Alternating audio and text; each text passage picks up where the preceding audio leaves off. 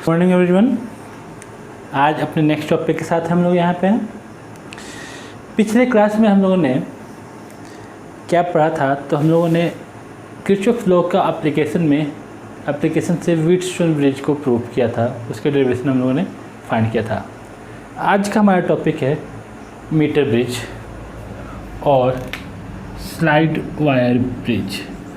So let us first write the topic, the topic is meter bridge, which is also called the slide wire bridge.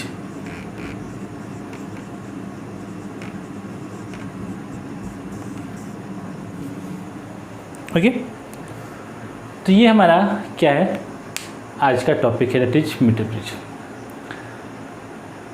क्योंकि पहले अब हम लोग topic पे जाएं, उससे पहले मैं एक आपको बात बताना चाहता था। वो बात ये थी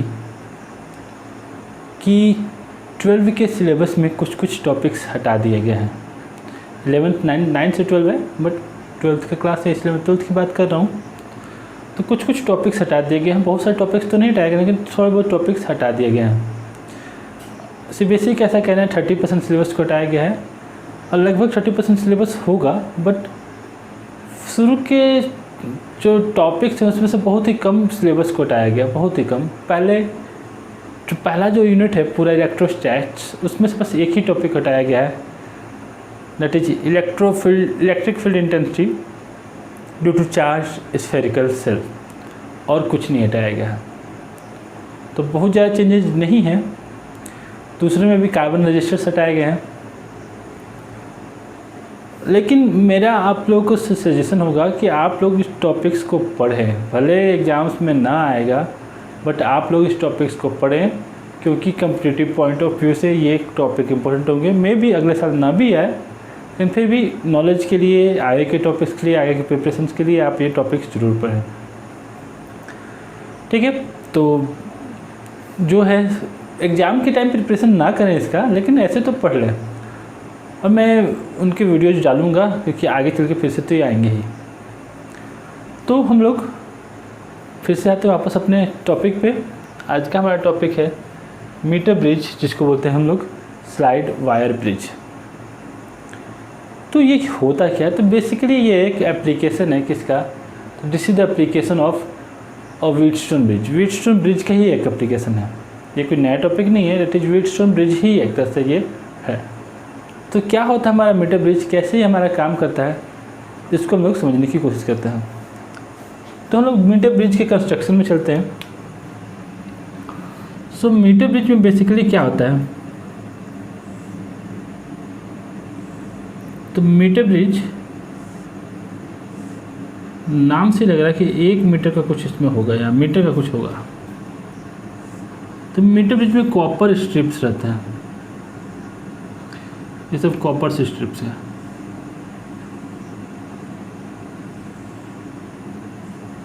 दे are made of copper, okay. And between these 2 points A and B there is a wire of length 1 metre. ये 1 मीटर के वायर को हम लोग A और B पॉइंट के बीच में हम लोग स्ट्रेच करते हैं, ठीक है। और यहाँ से लेके यहाँ तक एक स्केल लगा देते हैं जो मेजर करता है लेंथ, ठीक है। तो 1 मीटर स्केल लगा दिया जाता है इसमें।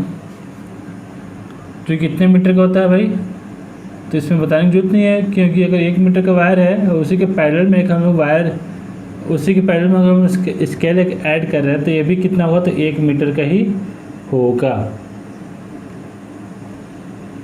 तो हम लोगों ने एक मीटर ब्रिज बनाया, और मीटर ब्रिज पे हम लोगों ने एक वायर लगाया, और उसके पैरेलल में एक हम लोगों ने क्या कर दिया, तो पैरेलल में हम लोगों ने 1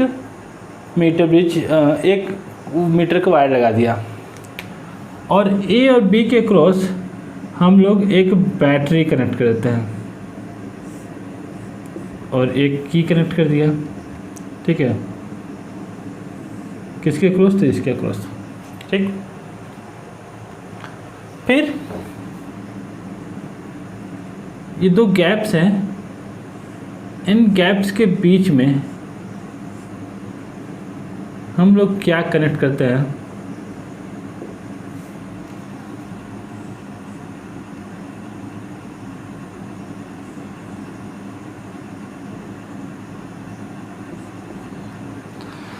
तो इन गैप्स के बीच में हम लोगों ने एक में रेजिस्टेंस बॉक्स कनेक्ट कर दिया है और एक में हम लोगों ने अननोन रेजिस्टेंस को कनेक्ट कर दिया है। तो बेसिकली हम मीटर ब्रिज की अगर हम बात करते हैं तो मीटर ब्रिज एक ऐसा अरेंजमेंट है, जिसमें क्या करते हैं हम लोग 1 मीटर का वायर लेते हैं जिसको 2 इंच के क्रॉस जोड़ देते हैं, उसके साथ एक बैटरी जिसका ईएमएफ है ई वो कनेक्ट कर देते हैं, एक की लगा देते हैं की, ठीक है, एक मीटर इसके लगा देते हैं,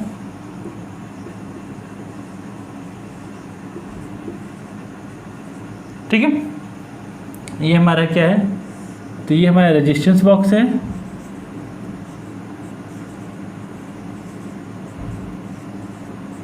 और ये हमारा है अननोन रेजिस्टेंस। और सबसे इम्पोर्टेंट इसमें क्या है, सबसे इम्पोर्टेंट है हमारा ये wire which is of constant 10 और मैंगनीन और eureka, they are the alloys. और इन वायर्स को एलॉयज का बनाने का पीछे रीजन क्या है, क्योंकि जैसे जैसे हम सर्किट को ऑन करेंगे करंट पास करना शुरू करेगा, करंट इस वायर के थ्रू भी पास करेगा, जैसे जैसे वायर के थ्रू करंट पास करेगा तो इसका रेजिस्टेंस चेंज होगा। जैसे हम लोगों ने पढ़ा था रेजिस्टेंस क्या होता है, तो रेजिस्टेंस टेम्परेचर पर डिपेंड करता है और जैसे जैसे वायर का टेम्परेचर बढ़ेगा वैसे वैसे इसके टेम्परेचर रेजिस्टेंस बढ़ेगा तो उस केस में क्या होगा, तो इसका रेजिस्टेंस चेंज हो जाएगा तो हमको दूसरी रीडिंग आनी शुरू हो जाएगी, तो एक्चुअल हमको रीडिंग ना मिल पाएगी। इसलिए हम लोग कोशिश क्या करते हैं, तो हम लोग ऐसा वायर यूज करना चाहते हैं जिसका रजिस्टिविटी, जिसका टेम्परेचर के साथ कोई इफेक्ट ना हो। जनरली हम लोगों ने पढ़ा था एलॉयज का ऐसा था कि उनका कोफिशिएंट ऑफ रजिस्टिविटी क्या होता है, तो ऑलमोस्ट 0 के बराबर होता है, क्योंकि इनका कोफिशिएंट ऑफ रजिस्टिविटी बहुत कम है। उस केसेस में क्या होता है कि बहुत ही इनका रेजिस्टेंस में वेरिएशन बहुत स्मॉल होता है टेम्परेचर में इंक्रीज होने के कारण, और क्योंकि इनमें रेजिस्टेंस का वेरिएशन काफ़ी स्मॉल है तो जिससे फ़ायदा क्या है कि हमको एक्चुअल रीडिंग मिल पाता है, एक्चुअल रेजिस्टेंस हमको मिल पाता है, ठीक है। नाउ इनके बीच में से कॉपर स्ट्रिप है, oh sorry I forgot, they are the copper strips.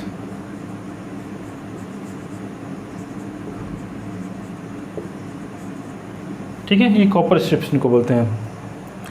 अब आते हैं टॉपिक पे हम लोग। जब टॉपिक पे आते हैं तो इसमें एक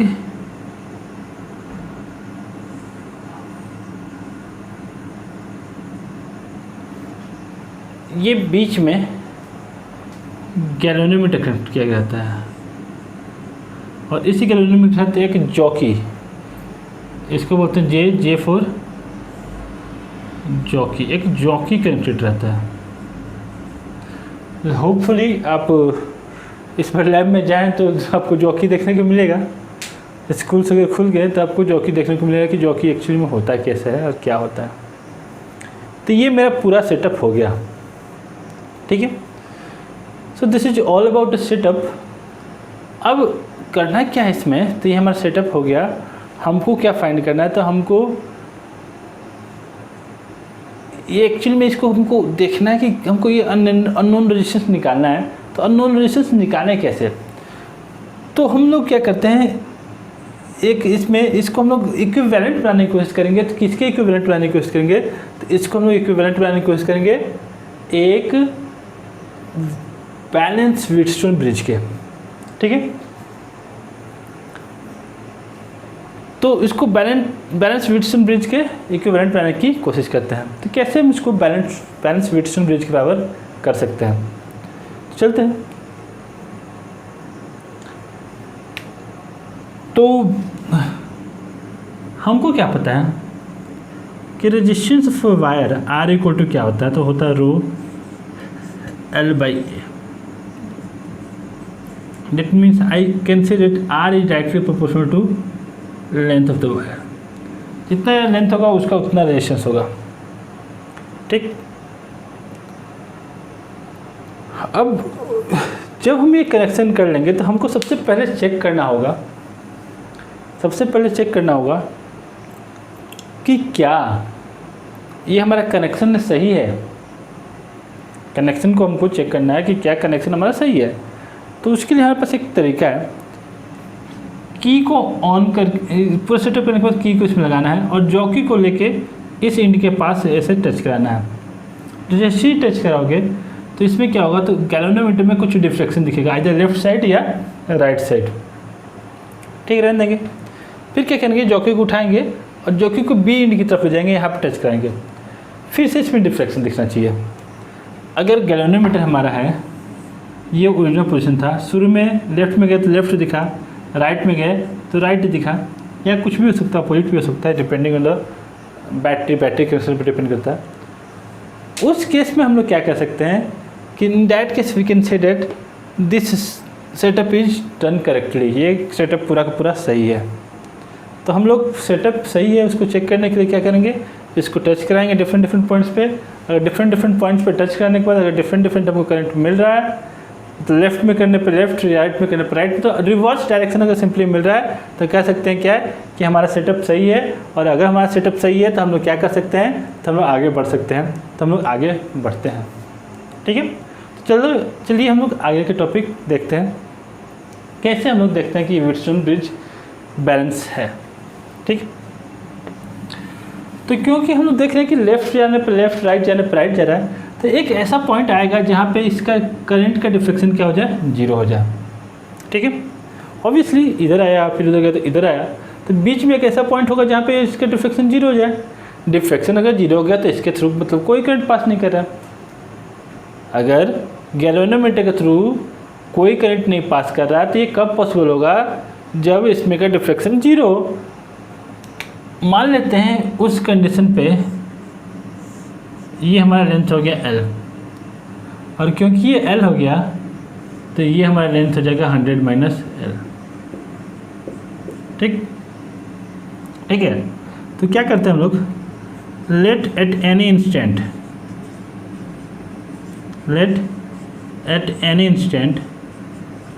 when there is no deflection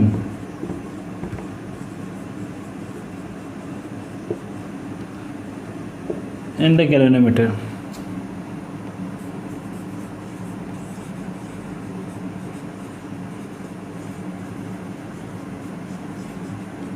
मानते हैं किसी एक टाइम पे गैल्वेनोमीटर में कोई डिफ्लेक्शन नहीं हो रहा है। अगर गैल्वेनोमीटर में कोई डिफ्लेक्शन नहीं है, ठीक है, let at any instant when there is no deflection in the galvanometer कोई डिफ्लेक्शन नहीं है, दैट मीन्स एल लेंथ का अपना कुछ रेजिस्टेंस होगा। अगर हमारा एल लेंथ है और एल लेंथ का अपना कुछ रेजिस्टेंस है और 100 माइनस एल का अपना कुछ रेजिस्टेंस है, तो मैं बात कर रहा था there is no deflection in the galvanometer, then I can say that then the bridge is balanced।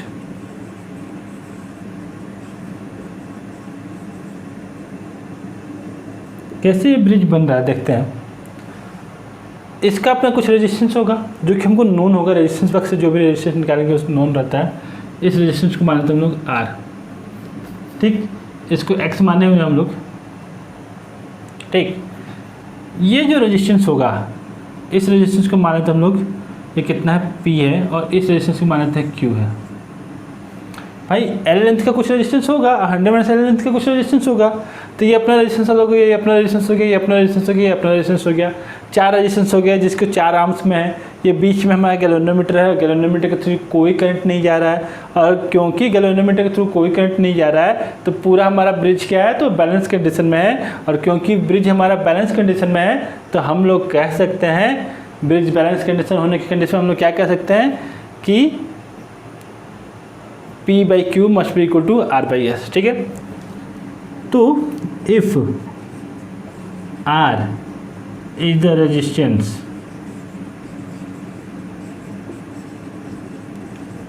Per unit length of the wire,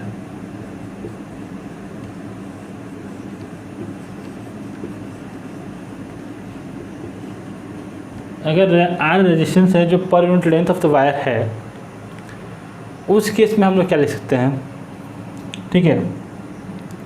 then resistance of L length of wire,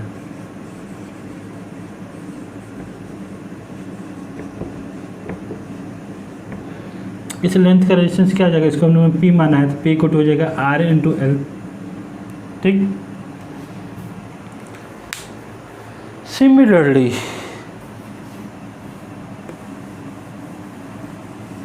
Similarly, I can say that resistance of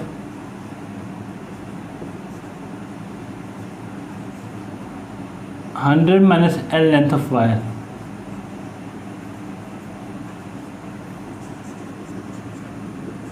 कितना हो जाएगा भाई। तो ये कह सकते हैं हम लोग, ये हमारा हो जाएगा दैट इज, इसको माने Q इक्वल हो जाएगा 100 माइनस L इंटू R, क्योंकि R रेजिस्टेंस है पर यूनिट लेंथ, ठीक है। And since the bridge is balanced, what I can say that this resistance by this resistance is equal to this resistance upon P upon this Q। R की value R है, P की value क्या था, तो P की value था हमारा R into L, X की वैल्यू X था और Q की वैल्यू कितना था 100 minus L into R, R से R कैंसिल, इससे हमारा X इक्वल टू आ जाएगा, तो X इक्वल टू आ गया R into 100 minus L upon L। So using this formula I can find the unknown resistance of which is placed here। मैं unknown resistance को मैं found कर पाऊँगा अगर मैं ये फॉर्मूला यूज करता हूँ तो ये हमारा एक टॉपिक हुआ गया, कोई बहुत ज़्यादा इम्पोर्टेंट टॉपिक नहीं है, लेकिन इससे रिलेटेड पोटेंशियोमीटर भी हमारा जब जिसका कंस्ट्रक्शन लगभग सेम ही होता है, तो पोटेंशियोमीटर क्योंकि बहुत इंपॉर्टेंट टॉपिक है तो ये भी टॉपिक थोड़ा सा काम का हमारा हो जाता है। लेकिन वैसे इसके न्यूमेरिकल्स देखे जाए तो इसके न्यूमेरिकल्स ईजी आते हैं, इसके न्यूमेरिकल्स में बहुत ज़्यादा डिफिकल्टी नहीं फेस करनी होगी आप लोगों को, ठीक है। तो हम लोग एक इस पर बेस्ड क्वेश्चन कर लेते हैं कि हमारा टॉपिक थोड़ा सा क्लियर हो जाए, क्योंकि टॉपिक को क्लियर करने का एक ही तरीका है, न्यूमेरिकल्स करने चाहिए भाई। न्यूमेरिकल्स करते रहेंगे टॉपिक क्लियर होते रहेगा, ठीक है। तो चलते हैं हम लोग एक न्यूमेरिकल पे। तो question says that in a metre bridge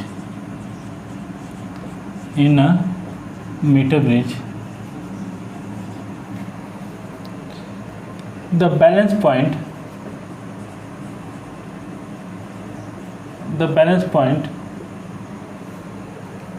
is found to be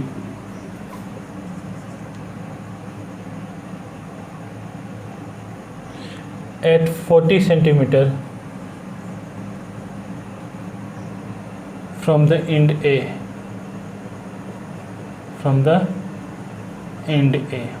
end A से 40 सेंटीमीटर है। When the resistor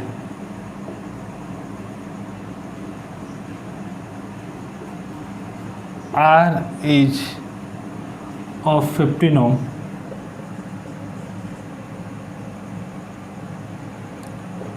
find the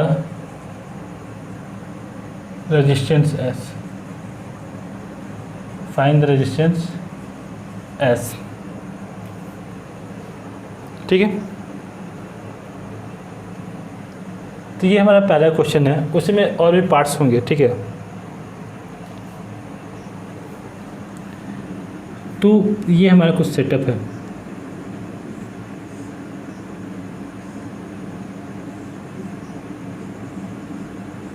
ये रेजिस्टेंस आर था, जैसे रेजिस्टेंस बॉक्स के नाम से जानते थे हम लोग, और ये हमारा अननोन रेजिस्टेंस है।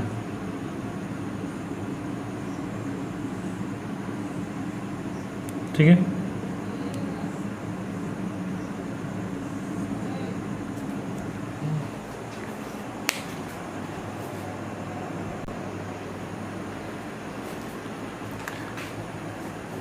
तो क्वेश्चन क्या कह रहा है, एक मीटर ब्रिज है जिसमें बैलेंस पॉइंट कितना है, तो बैलेंस पॉइंट 40 सेंटीमीटर निकल रहा है। ठीक है,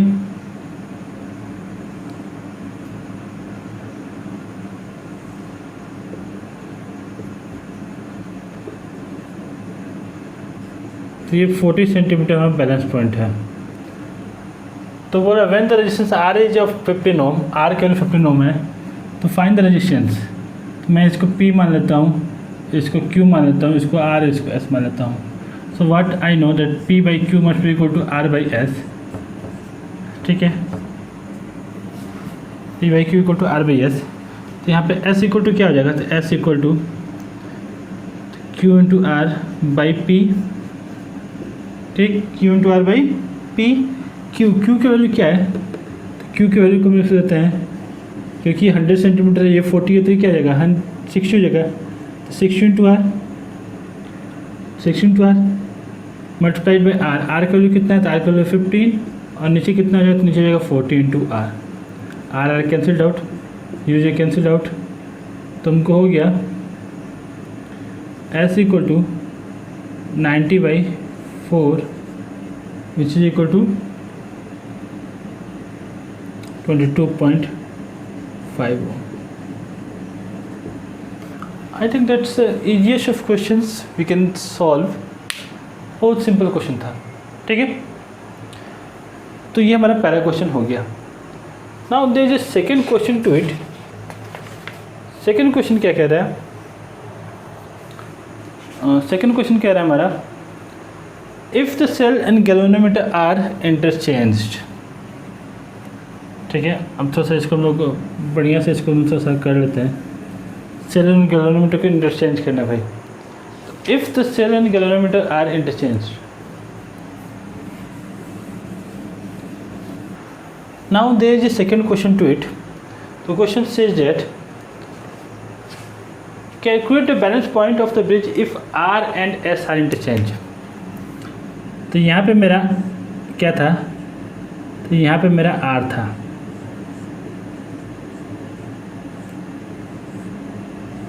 ठीक, और यहाँ पे मेरा एस था।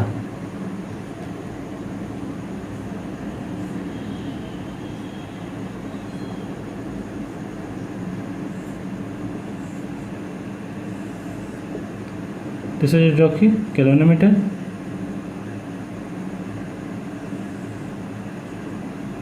that was L and that is 100 minus L। L 40 था, वो जो भी था, बोले कि अब R और S के पोजीशन को चेंज कर दिया मैंने। तो ये चेंज क्या होगा, इसमें क्या चेंज आएगा। So if I can change the position of R and S, okay, in that case again by changing the position of R and S, ठीक है, again I can say that, oh sorry, calculate the balance point. Okay, in that case what I am going to get, I am going to get R upon L into R, that should be equal to S upon 100 minus, sorry position को change कर दिया गया, sorry, तो ये हो गया मेरा S, यहाँ पे मैं S लेके आ रहा हूँ, और यहाँ पे चला जाएगा मेरा R। ठीक है, तो इसमें क्या जाएगा था, S upon L into R, that is this by this, that should be equal to R upon 100 minus L into R. R get cancelled out. मेरे को पता करना है कि L का पोजीशन पे क्या चेंज होगा। तो S का वैल्यू कितना आया था, तो S का वैल्यू आया था मेरा 22.5 by L, that is equal to R। R का वैल्यू मेरा कितना था, तो R का वैल्यू था 15 बाई 100 माइनस L। ठीक है, मल्टीप्लाई करता हूँ मैं, तो 2250 minus 22.5 L that should be equal to 15 L. Okay, मैं इसको इधर ले जाता हूँ, तो 2250 that should be equal to 15 plus 22 that is equal to 37.5 L. And if I can find the value of L, L should be equal to 2250 upon 37.5.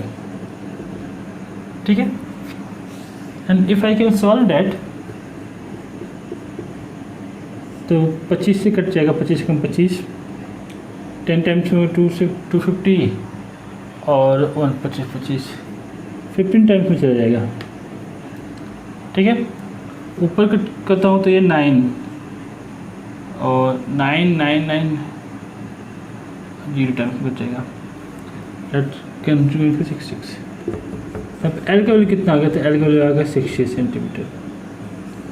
So now what if I am going to change the position of the resistance, that is S को R पे कर दिया, are को मैंने S पे कर दिया, उस केस में हमारा जो बैलेंस पॉइंट है वो भी जस्ट इंटरचेंज हो जाएगा। तो ये हमको एक और पॉइंट मिल गया। अगर मीटर ब्रिज में हम लोग पोजीशन चेंज करते हैं तो बैलेंस पॉइंट भी चेंज हो जाता है, तो ये हमको एक और चीज़ पता चल गया। ठीक है, अब चलते हैं अगले टॉपिक पे, अगले पॉइंट पे। अगला क्वेश्चन हम लोग एक और देख लेते हैं, फिर कल हम लोग पोटेंशियोमीटर पढ़ना शुरू करेंगे। That will be the last topic of this chapter.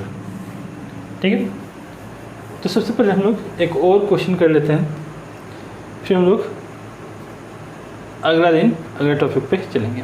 ठीक है,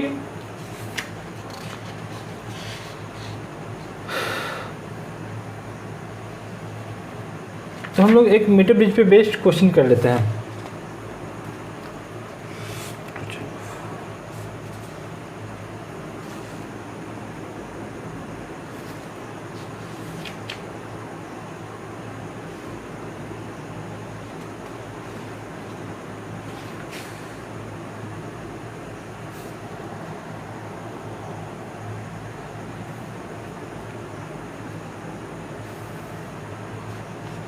ओके, एक क्वेश्चन कर दूँ।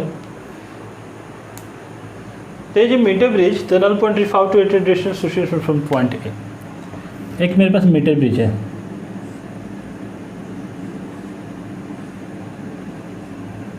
This is point A, this is a resistance box are,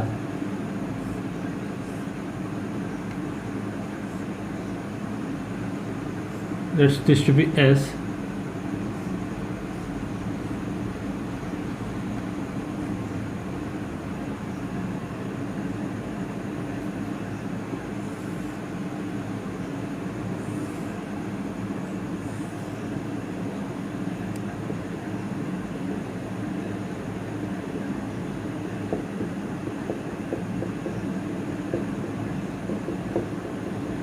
ठीक है।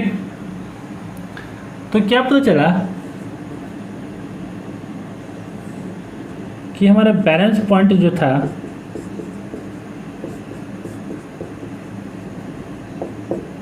ठीक है, तो balance point was found to be at a distance of 60 centimetre from point A. तो यहाँ पे एल इक्वल टू 60 हो गया, तो 100 माइनस एल इक्वल टू क्या हो जाएगा, तो 40 हो जाएगा।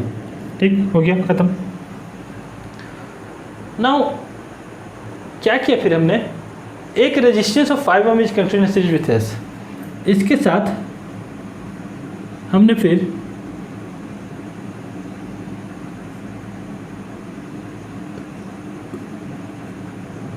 एक 5 ओम का रेजिस्टेंस में कनेक्ट कर दिया सीरीज में। तो null point occurs at 50 centimetre. इस केस में एनुअल ले जाता हूँ 100 में से, नल पॉइंट कितना हो गया, 50 सेंटीमीटर हो गया, तो 100 माइनस L2 भी क्या हो जाएगा, 50 सेंटीमीटर ही हो जाएगा। So what I have to find, value of R and S, R और S के वैल्यू मेरे को फाइंड करना है। ठीक है, so for the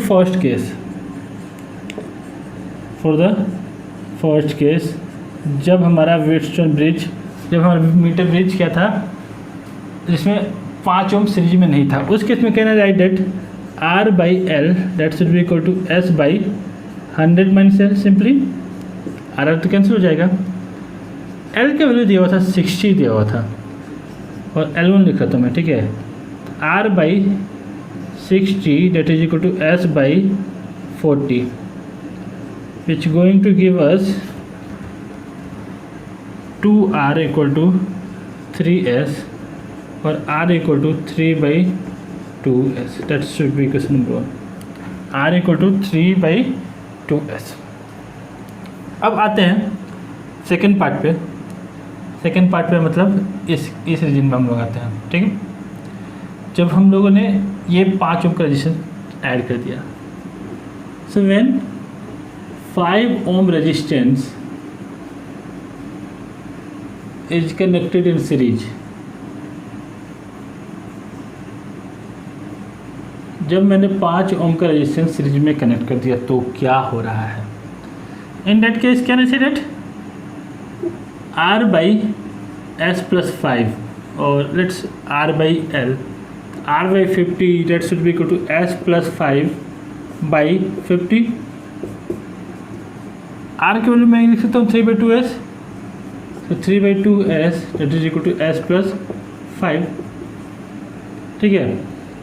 that can 3S equal to 2S plus 10 और 2S इक्वल टू 10, तो S equal to 10 by 2 which is equal to 5 ohm. तो S की वैल्यू आ गया 5 ohm and since R is equal to 3 by 2 times the value of S, 3 by 2 S की value कितना है? तो 5 है, that is equal to 15 by 2 which is equal to 7.5 ohm, ठीक है। तो ये एक हमारा एक बहुत ही सिंपल सा क्वेश्चन था।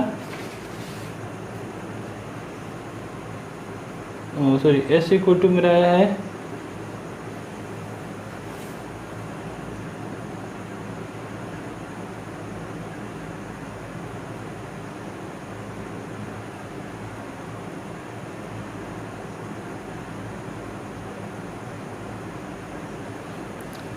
आई थिंक सही है, बुक में से कर दिया हुआ है, ठीक है। So that is what we got as a answer. 3 by 2S, R equal to S plus 5 and R is given as 3 by 2S, तो 3 by 2S equal to S plus 5, तो 3 by 3S equal to 2S plus 10, so 2S equal to, that's fine, ठीक है। तो S equal to 5 ohm हो गया हमारा, क्योंकि S equal to 5 ohm हमारा आ गया तो R के वैल्यू क्या आ जाएगा? तो R by 3 by 2 into 5, तो 3, ठीक है, ठीक है। So this is what we got as a answers, ये मेरा आंसर हो गया। और इससे बहुत ज़्यादा हाई फाई क्वेश्चंस नहीं आते हैं, इसी टाइप के क्वेश्चंस आते हैं हमारे। हाँ, मे बी सीरीज पैरेलल में कनेक्टेड रहता है, इस टाइप के क्वेश्चन दे दिया जाता है, that is different thing, but इससे ज़्यादा टफ क्वेश्चंस नहीं आएंगे, इसी टाइप के क्वेश्चन आपको आएंगे। तो आज हम लोग आज का टॉपिक ख़त्म करते हैं। नेक्स्ट टॉपिक हम लोग स्टार्ट करेंगे पोटेंशियोमीटर और उसके एप्लीकेशन के साथ, फिर हम लोग आगे के टॉपिक्स पढ़ते रहेंगे, ठीक है। तब तक के लिए हम लोग मिलते हैं अपने नेक्स्ट क्लास में पोटेंशियोमीटर के साथ।